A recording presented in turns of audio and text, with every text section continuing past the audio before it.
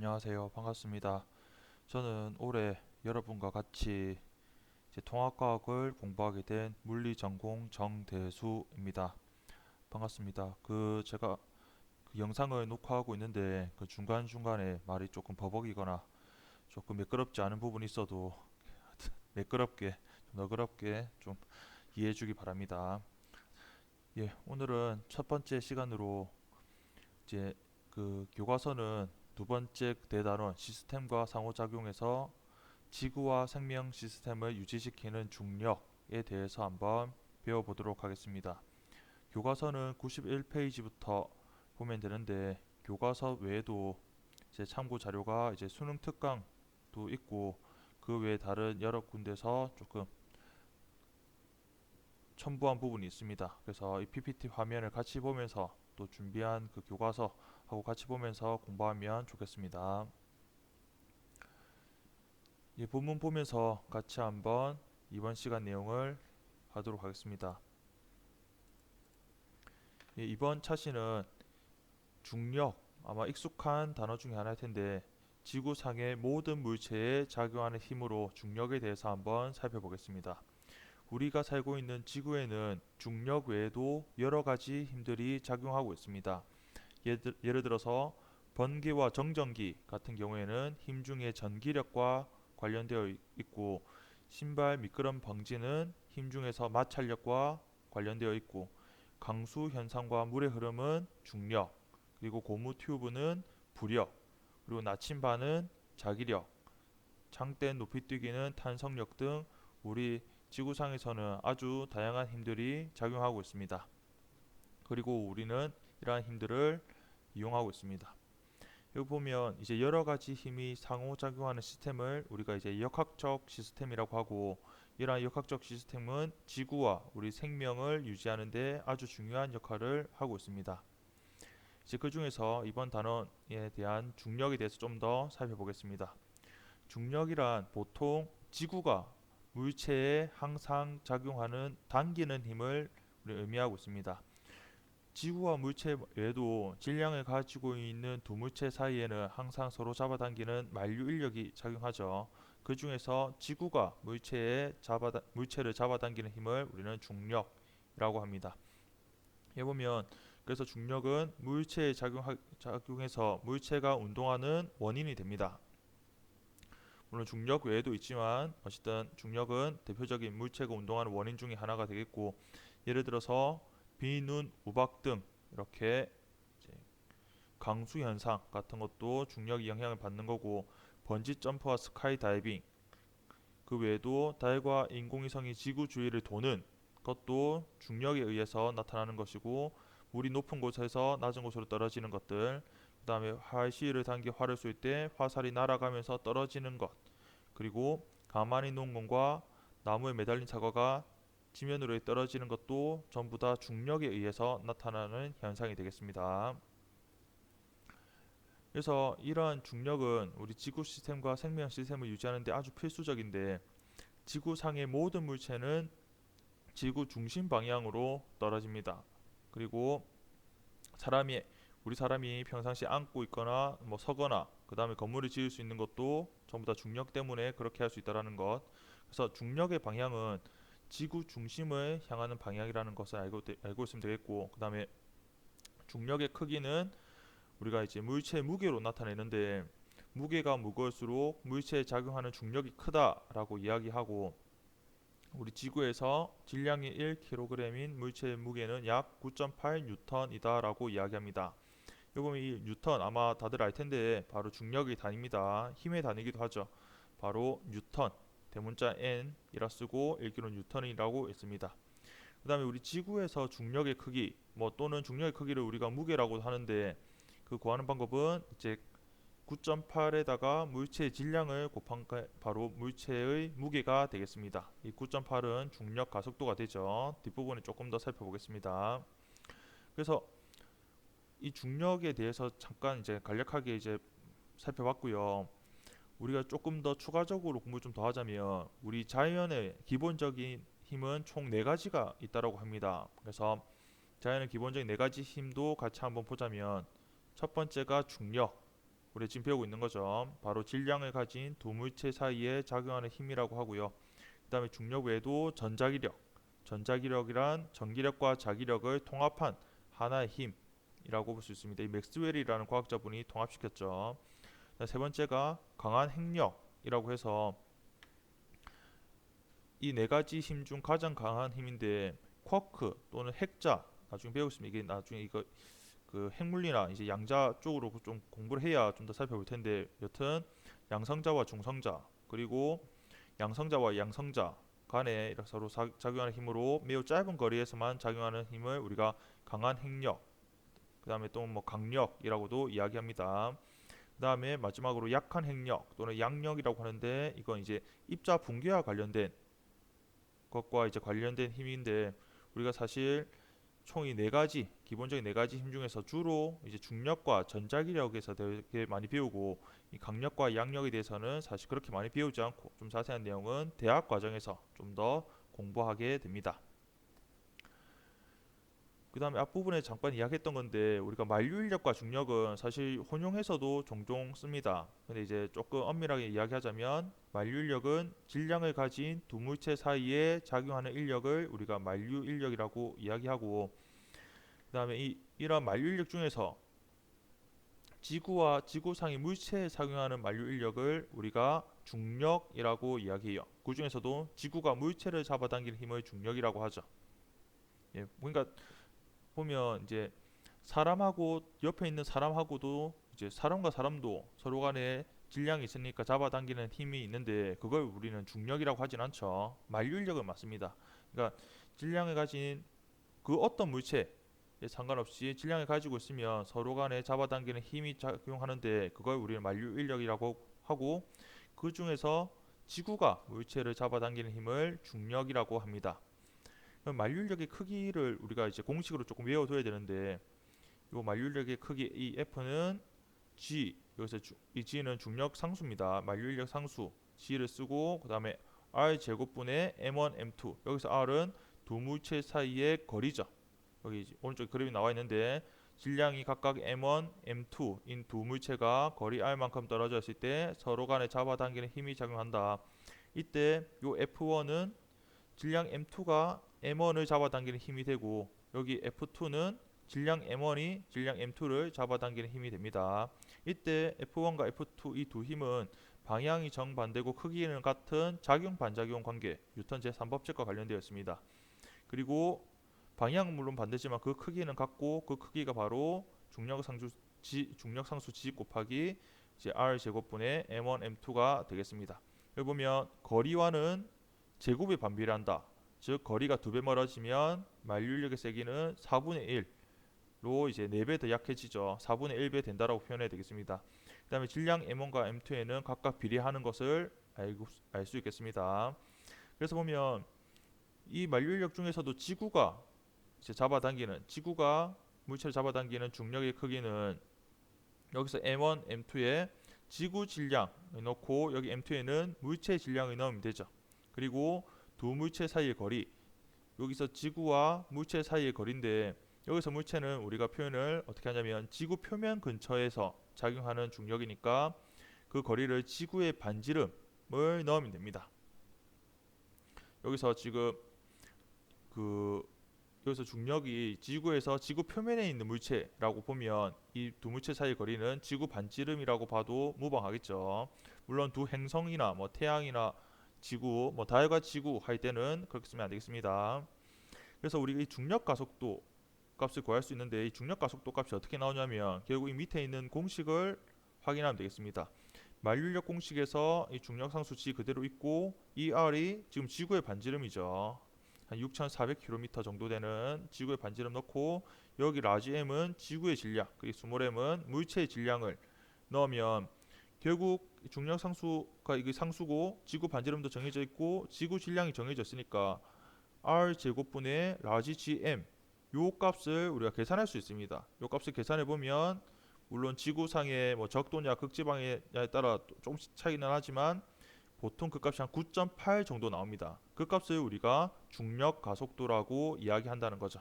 그래서 중력 가속도는 약 9.8 m/s 제곱 크기라고 이야기를 합니다. 그래서 이 힘의 크기가 바로 물체의 무게죠. 그래서 물체의 무게는 물체의 질량의 9.8을 곱한 값이 되더라. 그리고 단위는 대문자 n이라 쓰고 뉴턴이라 읽습니다. 그래서 여기 보면 그래서 중력과 속도는 천체의 질량과 반지름에 따라 다른 값을 갖게 됩니다. 그래서 이제 지구 말고 달에서 작용하는 중력의 크기와 질량을 보면 이제 달은 반지름과 그 질량이 지구에서와 다르죠. 그래서 그걸 계산해 보면 그 달에서의 그 중력과 속도는 지구에서의 중력과 속도의 6배 더 작다라고 이야기합니다. 그래서 중력과 속도가 6분의 9.8 정도 된다고 보면 되겠죠. 그래서 같은 물체라고 해도 여기서 같은 물체라는 건 질량이 같은 물체도 달에서의 무게는 지구에서의 무게보다 6배 더 작게 됩니다. 하지만 물체의 질량은 물체가 가진 고유한 양이니까 달라지지 않고 그래서 달에서의 질량은 지구에서의 질량과 같죠. 하지만 무게는 달라질 수 있다라는 거. 그 물체의 무게는 전체의 질량과 반지름에 따라 달라질 수 있습니다. 그래서 우리가 무중량 상태 또는 무중력 상태라는 이제 용어를 이제 뭐 과학 영화라든지 아니면 과학 기사에서 종종 나올 때가 있는데 이 무중력 상태 또는 무중량 상태는 어떤 상태를 이야기하냐에 대해서 한번 살펴보겠습니다. 여기 보면 아까 중력의 크기는 두 물체의 곱에 비례하고 두 물체 사이의 제곱의 반비례함을 살펴봤습니다. 그렇기 때문에 지구와 물체가 아무리 멀리 떨어져 있다라고 해도 중력의 크기는 0에 가까워진다는 거지 실제로 완전히 0이 되긴 어렵습니다. 거리가 무한대 되지 않으면 0이 되지 않죠. 아무리 그 값이 매우 작아집니다. 그래서 우주 어느 곳에서도 물체 지구로부터의 중력이 작용하지 않을 수는 없다라고 이야기해요.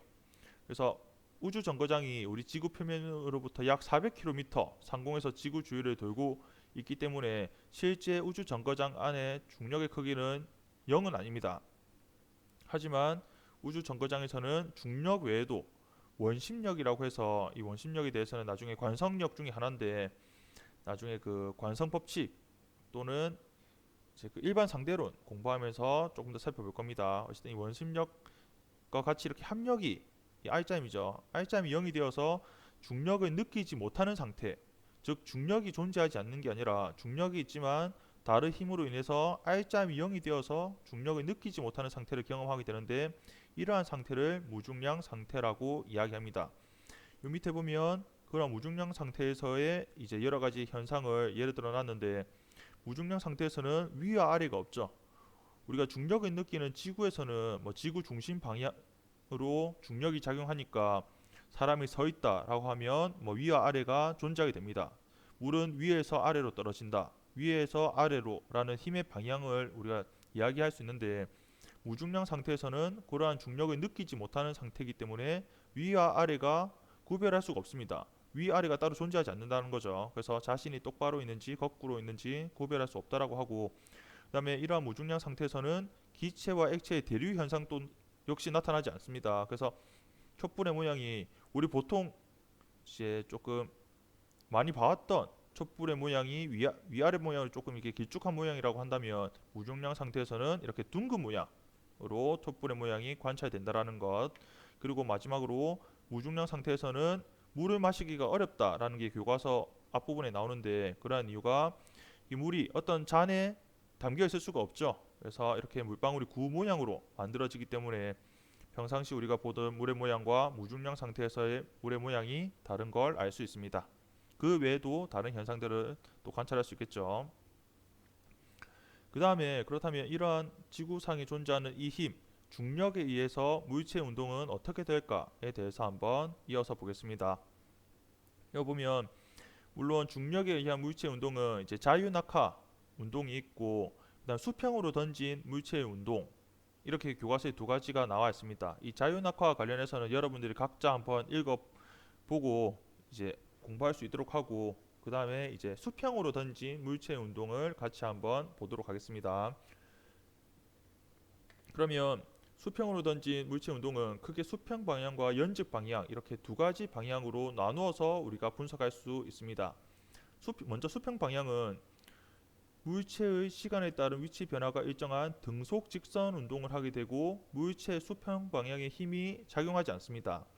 우리가 힘이라고 하면 힘이라는 건 물체의 운동 상태나 이제 그 운동 방향을 변화시키는 요인을 이제 힘이라고 하는데, 지금 중력은 밑에 있는 그림과 같이 수직 아랫 방향으로 힘이 작용하고 수평 방향으로는 힘이 작용하지 않기 때문에 수평 방향으로는 바로 등속 직선 운동, 방향과 크기가 변하지 않는 이렇게 등속 직선 운동을 한다라는 것.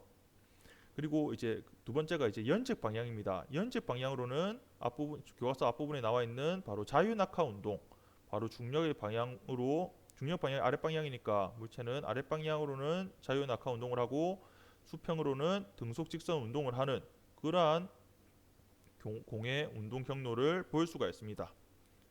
그렇죠? 요 각각을 한꺼번에 분석한다기보단 이렇게 방향에 따라서 이렇게 구분해서 분석을 하는 게 여러분들이 좋습니다. 그래서 이 두 개를 합해져서 보면 바로 수평 방향의 운동과 연직 방향의 운동이 합해져서 공은 곡선을 그리는 운동을 한다라는 것.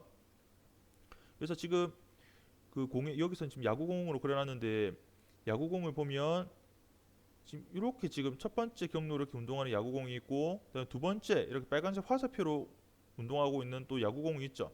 근데 이 야구공 보면 연직 방향으로 봤을 때는 지금 이게 같은 시간 테이블로 이제 사진을 찍어다 볼 수 있는데, 같은 시간 t만큼 변했을 때 이동 방향이 다릅니다. 그래서 빨간 첫 번째 경로보다는 두 번째 경로가 바로 수평 방향으로 던지는 속력이 더 빠르다라고 볼 수 있습니다. 그래서 이 수평 방향으로의 그 각각 시간에 따른 이동 경로를 보면 되죠.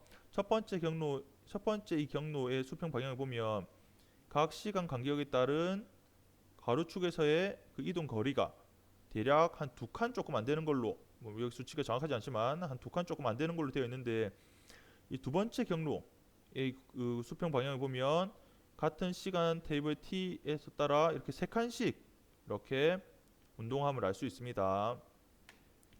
그 다음에 이제 그 밑에 보면 동일한 높이에서 수평으로 던진 물체와 자유낙하하는 물체는 지면에 동시에 도달한다라는 것. 이 부분 조금 받아들이기 힘들 수도 있죠. 뭐 학생에 따라서 자유낙하 운동하는 건 이렇게 경로가 운동 길이가 짧고, 그 다음에 수평으로 던진 건 이렇게 총 이동 거리 이동 거리가 기니까 이동 거리가 긴 게 더 오랜 시간이 걸리지 않을까라는 생각을 할 수 있는데, 실제로 그렇지 않습니다. 실제로는 지면에 동시에 도달한다라는 것. 이제 가정은 물론 물체가 운동하는 데 있어서 공기 저항이나 또 다른 마찰은 아예 없다라고 가정을 하게 되면, 이렇게 첫 번째 경로나 두 번째 경로나 또는 이렇게 자유낙하 하는 거나 이렇게 연직 방향으로는 같은 시간 동안 이동한 거리가 매 순간 같다라는 걸 알 수 있습니다. 따라서 동일한 높이에서 수평으로 던진 물체나 자유낙하하는 물체는 그 수평으로 던진 물체의 속도와 상관없이 동시에 지면에 도달하게 됩니다. 그리고 이때 수평 방향으로 던지는 속력이 클수록 물체는 수평 방향으로 더 멀리 날아갈 수 있죠. 그렇지 않겠습니까? 지금 첫 번째보다 두 번째가 지면에 도달한 순간 수평 방향으로 그 처음 위치로부터 더 수평 방향으로 더 멀리 날아갈 수 있는 건 낙하하는 시간은 똑같지만 그 시간 동안 수평 방향으로 속도가 더 빠르니까 같은 시간 동안 더 멀리 이동할 수 있었다라는 겁니다. 이러한 파트는 특히나 이제 문제를 좀 많이 풀어보면서 공부를 해야 조금 더 와닿을 수 있습니다. 그 다음 마지막 단어입니다. 이제 중력이 지구 시스템과 생명 시스템에 미치는 영향인데, 그 예시가 지금 교과서에도 이렇게 예시가 있지만 이 예시 말고도 더 많이 있을 수 있죠. 뭐 예를 들어서 한번 몇 가지만 보자면, 중력이 지구 시스템에 미치는 영향, 바로 지구의 대기층이 형성되는 것. 지구에 이렇게 대기층이 존재할 수 있는 것도 지구가 이러한 기체를 잡아당기는 중력이 작용하기 때문에 그렇다는 거죠. 달 같은 경우에는 중력의 크기가 작기 때문에 이러한 기체를 잡아당긴 만큼의 중력이 되지 않습니다. 그래서 달에서는 이제 공기가 없죠. 하지만 지구에서는 우리가 살아 숨 쉴 수 있는 이런 산소를 포함한 대기층이 형성될 수 있습니다. 그다음에 달이 우리 지구 주위를 공전하는 것도 지구가 달을 잡아당기는 힘이 바로 중력이 작용하기 때문에 공전할 수 있는 겁니다. 다음에 우리 지구의 대기와 해수가 순환하는 것. 물론 이 파트는 이제 지구과학 공부를 좀 더 해야 자세한 건 알 수 있는데 뭐 그걸 일단 차치하고서라도 이렇게 대기와 해수 이렇게 에너지 순환이 일어나는 것도 바로 중력이란 힘이 작용하기 때문에 존재합니다. 그 다음에 대기와 물이 순환해서 다양한 기상 현상, 뭐 비나 눈, 뭐 우박, 뭐 그런 것들 전부 다 중력이 영향을 주고 있다라고 볼 수 있겠습니다. 그 다음에 중력이 이번에는 생명 시스템, 우리 살아있는 우리 사람을 포함한 이렇게 동식물에 영향을 어떻게 주고 있는지를 보자면 다리에 있는 판막이 피를 심장으로 보낸다.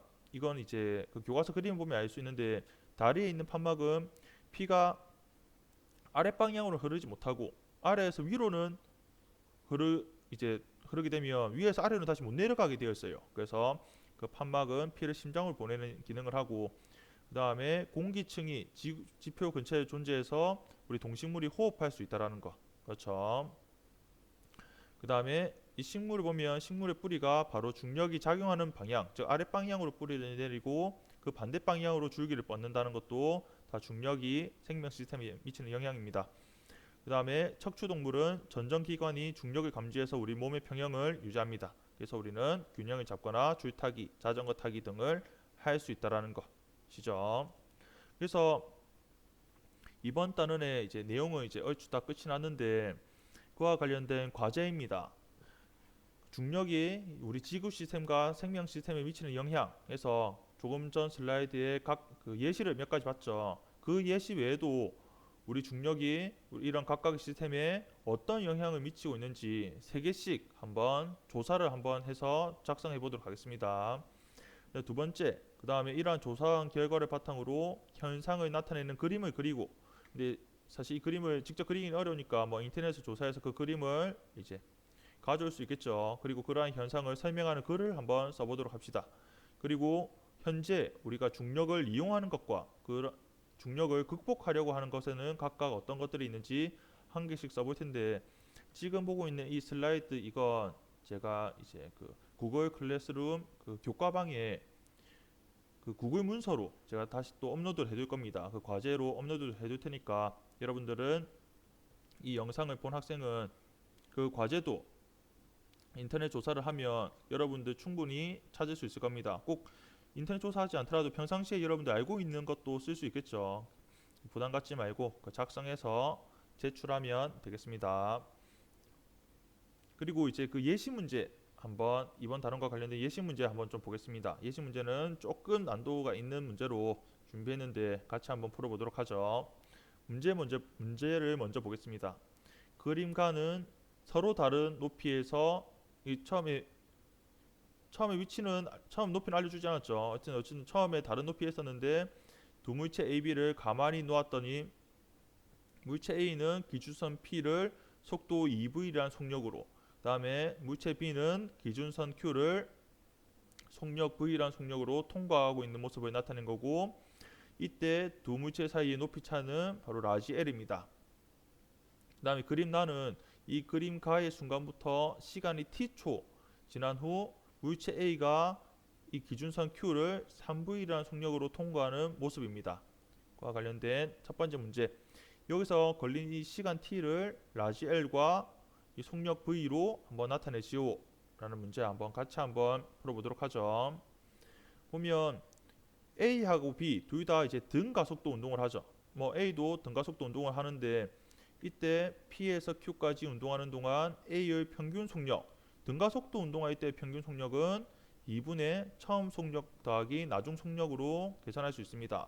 아마 여러분들 이거 그 학기 초에 그 지난 겨울방학 기간 동안 나와서 공부를 한 걸로 들었습니다. 그래서 아마 풀 수 있을 거라 보고 한번 보겠습니다. 그래서 요 보면 처음에 P에서의 속력은 2V이고 Q에서의 속력은 3V니까 P에서 Q까지의 평균 속력은 2분의 5V입니다. 그리고 거리는 라지 L이라고 했으니까 걸린 시간 T는 평균 속력분의 거리 여기 평균 속력은 2분의 5V이고 그 다음에 거리는 L이니까 5V분의 2L 이 바로 걸린 시간이 되겠습니다. 예, 두 번째 문제입니다. 그러면 물체 B의 가속도의 크기를 L과 V로 나타낸다면 어떻게 할 수 있을까? 이제 물체 A와 B는 이제 가속도의 크기가 같죠. 그래서 A의 가속도를 계산해도 되는데 물체 A는 등가속도 운동을 하니까 등가속도 공식 중에 세 번째 공식을 사용할 수 있습니다. 이 나중 속도의 제곱 빼기 처음 속도의 제곱은 2AL이 되죠. 그래서 이거 3V는 나중 속력, 2V는 처음 속력은 2A, 요 이동 거리가 S 대신 L을 넣으면 됩니다. 그렇게 계산하면 2AL은 여기서 이제 5V 제곱이 되는 거죠. 그래서 가속도의 크기 A는 2L분의 5V의 제곱, 이 제곱이 살짝 잘렸는데 5V의 제곱입니다. 그래서 따라서 B의 가속도의 크기도 2L분의 5V의 제곱이 된다라는 것. 여기까지 확인할 수 있었습니다. 그 물리 같은 경우는 여러분도 아마 공부를 많이 해서 알고 있겠지만 이론 공부만큼이나 중요한 게 문제풀이입니다. 그래서 여기서 나와 있는 예제 문제 말고도 사실 문제들이 엄청 많이 있죠. 그래서 여러분들 수시로 그 문제를 좀 많이 풀어가면서 배웠던 내용도 조금 점검을 좀 해볼 수 있도록 합니다. 그럼 이번 영상은 여기까지 하도록 하고 조금 전에 안내했던 이 과제도 같이 한번 해볼 수 있도록 합시다. 고생 많았습니다.